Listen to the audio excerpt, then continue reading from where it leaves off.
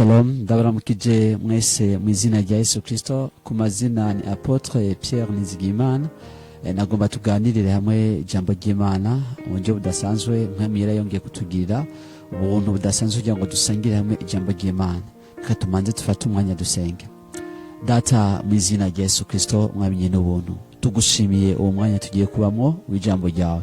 Tugushimiye umuntu aza kukurikirana kino kiganiro, nuzo gikurikirana mwami, noreka aragikurikirana kugira ngo kimufashe mu buryo budasanzwe. Ivyo ugomba bikoreke mu mutima wiwe uzobukoze mwami n'ubuzima. Icobore komeze kubicaho mu izina rya Yesu Kristo. Amen. Tugiye turabire hamwe ijambo ry'Imana, nise ubuzima bwejejwe. Niryo tugiye turabire hamwe. Ubuzima bwejejwe nasanze ari bwo buzima budufasha kugira ngo dushobore kubaho ubuzima bw'Imana mu buryo budasanzwe hano kwisi. Burya Imana yaraduhamagara ibikomeye, ariko kugira ngo dushike mu bikomeye nuko tugendera mu buzima bwejejwe. Burya umukristo yahejeje kuvuka ubwa kabiri, ikindi acashishikara kubaho mu bwo buzima, ashikara kubaho mu buzima bwejejwe. Ubwo buzima bwejejwe nibwo buheza bukamushoboza kwinjira mu bikomeye. Tudatebeje reka turabire hamwe ijambo ry'Imana dusanga mu Baheburayo ibice 12 ku murongo wa 14. Reka dusome mu izina rya Yesu Kristo. Aravuga ngo mukurikire kugiranira amahoro n'abantu bose no kwezwa, kuko utejejwe atazoraba umwami. Ndasubiramwo, aravuga ngo mukurikire kugiranira amahoro n'abantu bose no kwezwa, kuko utejejwe atazoraba umwami. Ijambo ry'Imana kuri tubwira ngo dukurikirane kugiranira amahoro n'abantu bose, kuko utejejwe atazoraba umwami. Ndavuga mwabuno buryo bubiri umwami ashobora kuzamo. Uburyo bwa mbere ni igihe umwami ashobora guseruka aje kugira ngo ahezagire, akore ibidasanzwe mu rugo rwawe, mu mashure yawe, mu kazi kawe, ashobora kubaje. Muga igihe aje asanga atabuzima bwejejwe, nta arafise ibyo adashobora gukora. Rero ubuzima bwejejwe buradusaba ahantu kugendana n'Imana, ku mwana n'Imana. Mbega ubuzima bwejejwe bushoboka gute? Ubuzima bwejejwe bushoboka honyene bushobojwe n'ijambo ry'Imana. Ijambo ry'Imana niryo dushoboza kugendera mu buzima bwejejwe. Ubuzima bwejejwe ni ijambo ubwaryo riza rikatweza. Yesu ariko arabwira abigishwa biwe, arabwira ati burya mwebwe mumaze kwezwa kubw'ijambo nababwiye. Ijambo nababwiye niryo ryashoboye kugira ngo rigenda rirabeza, niryo ryagiye rirabahindura muva ahantu kanaka muja ahandi kanaka. Rero tuko turavuga ubuzima bwejejwe, turiko twavuze neza ko ari ijambo ridufasha kugira ngo tugendere mu buzima bwejejwe. Ubuzima bwejejwe ijambo ry'Imana ubwaryo ririkwije. Abaheburayo 4:12 ijambo ritubwira ngo rifise ubukuba, rifise ubugi buruta bw'inkota zose. Ubwaryo ijambo rifise capacity, rifise ubushobozi, rifise ubukuba, rifise ubushobozi bwo gukuraho ikintu icyo ari cyo cyose. Tuko turavuga ivyo riratweza muri character, mu ngeso zacu. Ingeso zacu zejejwe zezwa n'ijambo ry'Imana. Ijambo ry'Imana burya ikintu kanaka usanga cyo kirakorekera mu buzima bw'umuntu kidafatanye n'umuco w'ijambo ry'Imana, kidafatanye no kw'Imana iri, ico kintu ni ingeso. Inyuma y'iyo ngeso hariho impemu ituma ico kintu kigenda kiraba. Rero ijambo ry'Imana rifise ubushobozi, rifise ubukuba. Ubwo bukuba ijambo ry'Imana rifise n'ubukuba bw'ubushobozi bwaryo. Ubwo bushobozi buja ahantu bugasunika bugakuraho iyo ngeso kanaka. Yesu ariko abwira abigishwa biwe, arabwira ati amajambo je mbabwira ni impemu n'ubuzima. Twumva ko ijambo bwaryo ritekeyemo impemu, bugira kabiri atekeyemo ubuzima, rizana ubuzima mu ngingo zacu zipfa, mu ngingo zacu zidafatanye na kamere k'Imana. Rero ijambo ry'Imana riraza rikakuraho, rifise ubukuba. Handi nawe twumvise ko ritubwira ngo rifise ubugi buruta ubw'inkota zose. Ijambo ry'Imana rirafise ubugi buruta ubw'inkota zose. Ubwo bugi rifise n'ubushobozi bufise bwa kubaga ikintu cyose kidafatanye n'umuco w'ijambo ry'Imana. Ubundi ijambo ry'Imana niryo ridufasona, niryo riduha akameremere k'Imana, riratuzana ahantu dusa n'Imana ubwayo, riraduhingura, rikadufata, rikadususanisha na Yesu Kristo, rukazana ingeso zacu aho zimatana na Yesu Kristo. Umukizwa, umwana w'Imana igihe avutse ubwa kabiri, afise ugushishikara agenda asa n'Imana. Nugushika kugira ngo dutungane ugushika yaho dusa n'ubuzima bw'Imana. Suko indani tudasa n'Imana, ako tuguma dukomeza kuguma tumedita ijambo ry'Imana kugira ngo umuntu aterasa n'ishusho y'Iyamuremye. rero ijambo ry'Imana turumva ko rifise ubukuba turumvise ikindi kigira kabiri turumvise ko rifise ubugi buruta ubw'inkota zose nta ngeso n'imwe ishobora kuba ihari yoshobora kurengera ijambo ry'Imana. Ijambo ry'Imana rifise ubugi buruta ubw'inkota zose, icyo bivuga ngo ririnjira gushikaho ritanya inyama n'umusokoro, rigatanya impwemu n'ubugingo, rirafise ubushobozi bwo kwinjira rugakuramwo, rukinjira mu ngeso kanaka, ingeso yakunaniye rikayikuramwo, rikakugira uwundi muntu mushasha. Ijambo ry'Imana ryo rigenda ridufasha kugira ngo tugendere mu bwo buzima bw'Imana. Ijambo ry'Imana ririkwije, rirafise ubushobozi mu buryo budasanzwe. Rero ijambo ry'Imana ko ari ryo ryonyine ridufasha kugira ngo duhinduke, kugira ngo dufate niyo foroma, duse niyo Mana, duse n'ahantu Imana ituravye tunezerwa, dusa naho dufise ubwo buzima bw'Imana. Bivuga ngo umuntu wese amuziga ko ivyo ariyeza, umuntu wese aziga ko ivyo Yesu Kristo ariyeza, icyo ushaka gushikako cyose ni ukwezwa. Nimba ari mu bwami bw'ijuru bwose urusaba kwezwa, aho ushika hose ikintu cyose umuziga ko Kristo Yesu uri umuntu wese ariyeza. Nahantu tushishikara kugendera mu buzima bwejejwe ufatanye n'ijambo ry'Imana. Eka turabire hamwe ikintu mu byo Imana igendera tubya kuya tugende mu buzima bwejejwe. Burya tugiye gusoma mu Bigalatiya 5 uhereye ku murongo wa 16, reka tuhasome neza tuharabire hamwe ico iryo jambo ry'Imana ritubwira. Turasoma mu izina rya Yesu Kristo, Abigalatiya ibice 5 ku murongo wa 16. Haravuga neza ngo ndavuga nti mugendeshwe na mpwemu niho mutazoshitsa ivy'akameremere kanyu kifuza, kuko akamere kifuza ivyo mpwemu yanka, kandi mpwemu yifuza ivy'akameremere kanka, kuko ivyo bihiganwa ngo nimukore ivyo mugomba, ariko namba murongorwa na mpwemu ntimuganzwa n'ivyagezwe. Kandi ibikorwa vy'akameremere kacu biramenyekana n'ibi: ubushakanyi, ibihumanya, iby'isoni nke, gusenga ibigirwamana, uburozi, ubwasi, itonganya, ishari, ikeba, kwitandukanya ibice, igono, kuboregwa, kudandahirwa. Bene ivyo ndabibaburiye nk'uko nabibaburiye kera, yuko abakora ibisa bityo batazoragwa ubwami bw'Imana.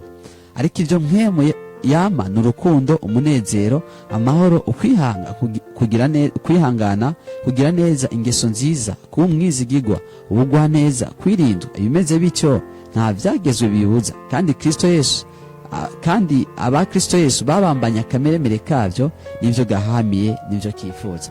Rero kimwe ivyo uko ari bibiri kameremere, ibi Pawulo yavyandikiye ishengero ry'Imana, yavyandikiye abantu bari baravutse ubwa kabiri, bari barakiriye Yesu nk'umwami n'umukiza. Mugari karabwira ati burya ibya kameremere kanyu biranigana, mpwemu yifuza ivyo kamere yanka, umwe wese ivyo biranigana kugira ngo ntimushobore gukora ivyo mwigombeye.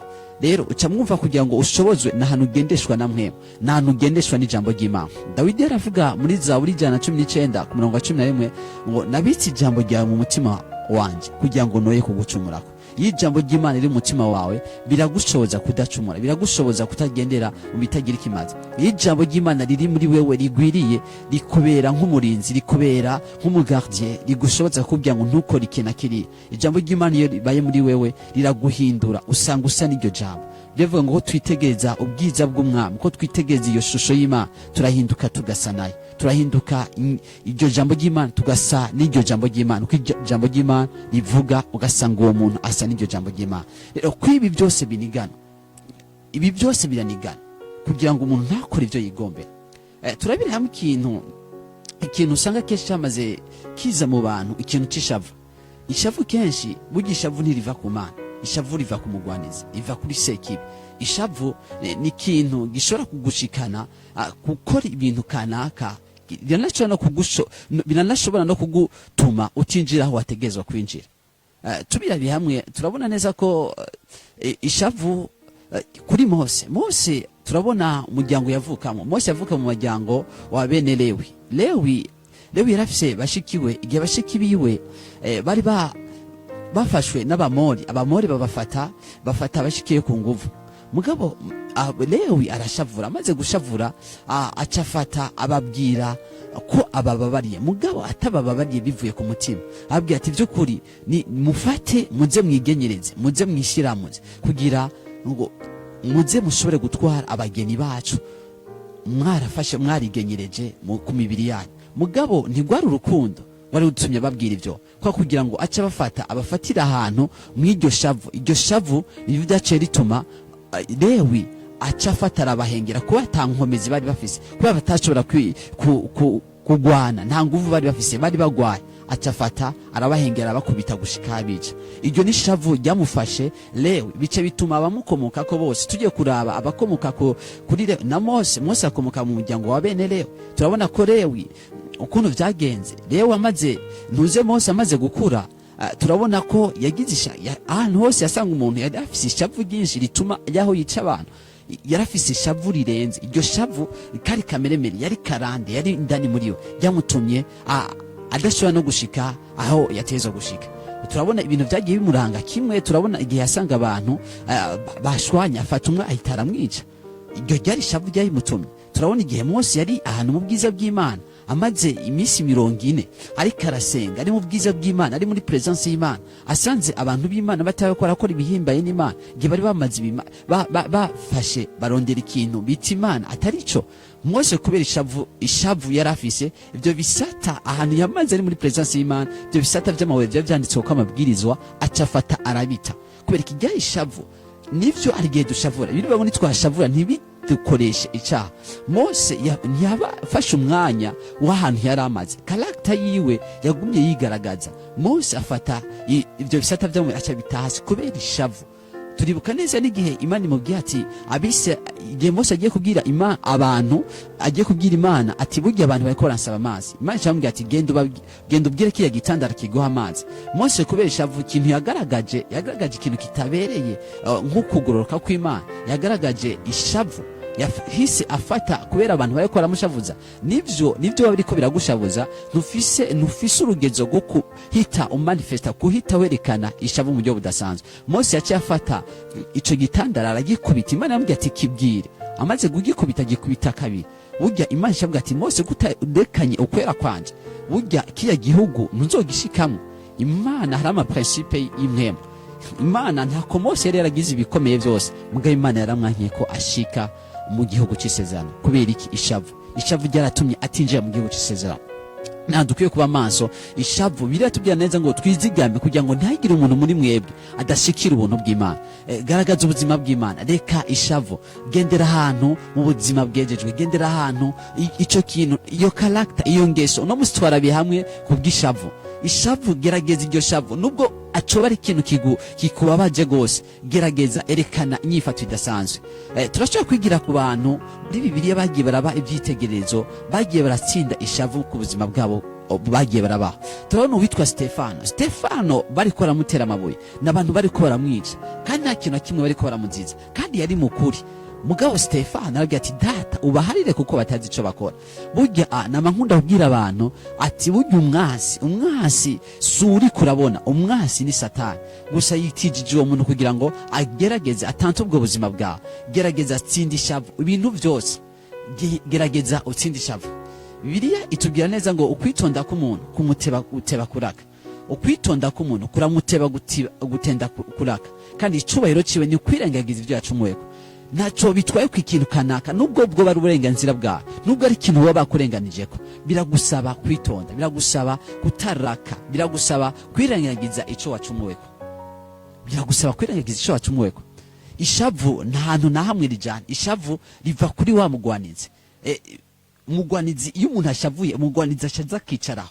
Burya mugwanizi aratse ukuntu ibintu bikora. Iyo umuntu agomba kuja muri blessing, umwasi aramuteza ikintu kanaka kugira ngo kizibire umugisha wiwe, kimuzibire kwinjira mw'ubwo buntu bwiwe, akumva ko yohita manifest ishavu. Burya ukwitonda k'umuntu kumuteba kureka kuraka, kandi icubahiro ciwe no kwirengagiza ico yacumuweko. Nanu peu importe ico bagushavuje, urugezo kanaka wo bakugiriye nabi, urasabwa kwitonda, urasaba kutageragaza ishavu. Turabona neza umuntu yitwa Yosefu turazi inkuru yiwe kenshi. Yosefu n'umuntu abiwabo abo bavukana amaraso amwe yagerageje kumugirira nabi, baragerageza ku buryo bamwica kubera ishavu, kubera gushavura, kubera nakari karatera imbere. Yosefu baragerageza kumugirira nabi mu buryo bwose bushoboka. Yosefu yarabizi. Yosefu nta kintu na kimwe yigeze agaragaza nk'ishavu. Yagumye ari umuntu ari agahore, yagumye ari umuntu atekanye, yagumye ari umuntu ameze neza. Baragerageje ibyo bagerageza kuri Yosefu, barakutinda kumugurisha, kumuta mu kinogo. Ibyo byose abiwabo abo bavukana utinda yaho bamugurisha. Bamaze kumugurisha, Yosefu yisanga burya nawe yagenda araca hose, yagenda araca mu matantasho, mu bigeragezo. Mugabo Yosefu yirazi neza ngo kubakunda Imana byose hamwe bifataniriza hamwe kubagira neza. Ibiriko biraba birimwo ineza. Yosefu yafashe byose, bene wabo bamaze kuza bamusanze ahantu igihe cyari cyateye, bamusanga ari muri Egiputa amerewe neza, aguwe neza. Yosefu niyihuse kugira ngo yereke bene wabo yuko ishavu ryagumye. Muga Yosefu yabwiye ati ibyo byose Imana yari itegekanije kugira ubihindure muri cyiza. Biragusaba kutekana mu buzima bwawe. Umuntu yobera gushavuje pempotre ku buryo urugezo yobera gushavujemo, biragusaba kutekana, biragusaba kumubabarira. Babarira umuntu utiteye ku kintu kanaka yakugiriye. Byose bakobera guhemukiye, ariko muharire, mubabarire mu buryo budasanzwe. Siwe n'umwasi, gerageza wirengagiza icyo wacumuweko. Burya n'umwasi yabikoze, ntabwo ari uwo muntu. Ikiri inyuma nico cya bayumuwaja wa Satani burya atabize. Gerageza utuze, utsinde ishavu, ukwitonda k'umuntu kumuteba kuraka. Kandi icubahiro cye, burya icubahiro kiri mu kwirengagiza ibyo wacumuweko. Biratubwira ngo ntagire umuntu yihora mugenzi we, ariko muhe akaryo uburake bw'Imana. Reka tekana, reka gushavura, reka kubabazwa n'ikintu kanaka. Tekana, we senga gusa, hamagarirwa gusenga. Senga utungane. Tubona neza ko Yesu ntiyatugiriye ibyo ibihwanye n'ibyo twamukoreye. Tware ababi, twari inkozi zibi, nta bantu twari mu mwiza wo muzitanya, ariko Yesu arazara dupfira, Yesu arazara tubambira, Yesu yagira twebwe. Ibyo byose yarabyirengagije. Icubahiro ciwe kimukwirangiza ibyo wacumuweko. Ibyo byose Yesu yarabihevye, ibyo byose Yesu yarabyirengagije. Ntako twamucumuye ko mugabo byose yarabihevye, yarabiretse. Petero arazigiye kimwe arabwira Yesu ati mugenza nje nyangira nabi nze ndamare kugeza kangahe, nze ngeze indwi. Yesu ambwira ati oya, je sindakubwira ngo ugeze indwi, ahubwo ugeze indwi ibihita ngabo 70. Bisigura ngo nta kintu na kimwe umuntu yogerageza kugushavuza urugezo kanaka, aho yogerageza hose uri munsi y'itegeko ryo kumubabarira. Kandi kubabarira umuntu bivuye ku mutima no kwibagira, niko kubabarira kw'Imana. Imana igihe aduharira ntiyasubiye kwibuka amakosa yacu. Bivuga ngo umuntu yari muri Kristo Yesu, mu byakira byose biba bihise, ngo biba bibaye bishasha. Imana yihariye, nawe uhariye umuntu umva igakumurekurira, igakumuhebera, bibe bishasha. Wumve ko atakangonongono, wumve ko ufise amahoro, wumve yuko biri navuga ngo muri mwebwe mugenzi wawe nihagira hari icupfa na mugenzi wawe, ukibuka ko ari icupfa na mugenzi wawe, nimba ugiye guturisha ikanwa, manza usubira inyuma ugende witature na mugenzi wawe. Subira inyuma, no reka kuduza ibiganza, reka kugira iki, manza usubira hamwe na mugenzi wawe kugira ngo witature. Burya biradusaba kugiranira ubumwe, kugiranira amahoro n'abantu bose, kuko utejejwe ntazora umwami, ntazora umwami. Harira mugenzi wawe utitaye ku makosa yakugiriye. Yesu amubwira ati aca bacira umugani ngo ubwami bw'Imana ngo busa n'umuntu ngo yaragiye gusuzuma ngo ibyo abantu yabasigiye. Amaze kubisuzuma asanga umuntu yaramufitiye idenariyo itaranti 10,000. Uwo muntu nta kintu na kimwe yarafise kugira ngo amwishure. Muga ku buryo atakintu na kimwe yarafise, arikumbagaza imbere yiwe. Bari yategetse kugira ngo bafate umwana n'umudamu wiwe kugira ngo babagira imbohe, muga babagira abasclave. Muga ibyo byose ntivyatumye bize avuga ati reka ndamuharire. Muga akirengana gato abona umuntu yamufitiye idenariyo 100, aca mugwa mu gahogo, amugwa mwizosi, aramufata. Burya abantu bayibonye baramubwira ati byukuri wewe umuntu shobuja yaguhebeye umwenda munini ya cyane, ariko nawe ntushobora kumuhebera. Baca mujana kwa shebuja. Shebuja amubwira ati wa muntu mubiwe, je ko ntagukoreye ibihwanye n'ibyo wakoze, ko nakubabariye, niwe tomubabarira. Nico n'ijambo ry'Imana ritubwira. Burya ijambo ry'Imana ritubwira ngo tubabarire nkuko natwe Imana yatubabariye. Tubabarire nahantu ufata ingingo, ubuzima bwejejwe nahantu ugendera mu buzima bwo kubabarira mu buryo budasanzwe, bizogushoboza kugira ngo ugendere mu bidasanzwe by'Imana igomba gukora. Hari Imana itokora ku buzima bwawe. Kubera iki? Nturaharira, manzo harire. Umva kujya muntu wamuhariye, umva ko naco bitwaye bo barakurenganije. Muharire, basengere, duze ibiganza, nezererwa no gutera imbere kwabo. Naco bitwaye. Nta Imana duhamagarira kugira mu buzima bwejejwe. Imana iriko iratuzana ahantu vy'ukuri yaho dusa nayo, ntitwakoze ibihwanye n'ivyo ntiyadukora ibihwanye n'ivyo twakoze. Nawe uwo muntu mubabarire, iga kumubabarira. Uwo muntu nimba barakwirukanye ku kazi, nimba ahantu kanaka, iga kubabarira cyane, iga kubabarira. Gendera mu buzima bwejejwe, gendera muri kamere mere k'Imana, gendera mu ngeso za Kristo Yesu. Ubuzima bwejejwe buradushoboza kugendera mu bihambaye vy'Imana, bituma turonka ivyo twasezeraniwe, bituma dushika ahantu dusa n'Imana, bituma tuba ahantu tushobora guposeda, twakira imigisha yose y'Imana. Ubuzima bwejejwe buradushoboza gukora ibidasanzwe. Gendera mu buzima bwejejwe, Imana iriteguye gukora nawe ibidasanzwe. Mugabo harira, mugabo babarira, Imana iriteze gukora nawe ibidasanzwe. Nagomba ndangirize hano mu kubabarira cyane mu kubabarirwa, n'ahantu muri twebwe nyene ubwacu tumanza hari umuntu yamanje kutubabarira. Nimba utarakizwa, n'ahantu manza kumenya yuko ukwiye kwakira Yesu umwami n'umukiza mu buzima bwawe, ukemera akakubabarira ibyaha byawe, ukemera akakugirira imbabazi mu buryo budasanzwe.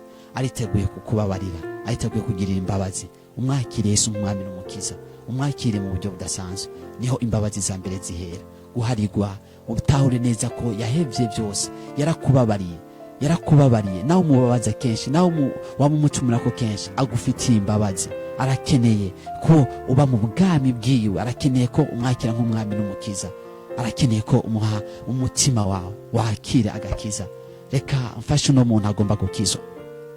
Nimba ugomba gukizwa, subira namwe hamwe rino sengesho, ano majambo umve kuri kurayabwira Yesu Kristo, umve ko nisengesho ndagufashamo ryo kwakira Yesu umwami n'umukiza. Avuga ati, data, ndatahuye yuko igihe wapfa wapfiriye ibyaha byanje. Mwami Yesu, ndakwakiriye, umbere umwami n'umukiza ubuzima bwanje. Ndakwakiriye uno munsi, ndafashe ingingo yo kugendana nawe. Urakoze mwami Yesu kumbabariye, urakoze ko ibyaha byanje byose ubibabariye. Ni mu izina rya Yesu senze nizera, amen. Wowe wakire Yesu umwami n'umukiza, uhisemo neza, shishikara ugendera mu buzima bwejejwe. Twumvise ku buzima bwejejwe nta kindi kibudushoboza atari kuba mu ijambo ry'Imana, nico cyonyine kigenda kidushoboza kugendera mu buzima bwejejwe. Murakoze. Nimba ari umuntu akeneye gusengerwa cyangwa akeneye ikindi cyo gufashwa n'umukozi w'Imana, muturondere kuri nimero 69 785 875. Murakoze.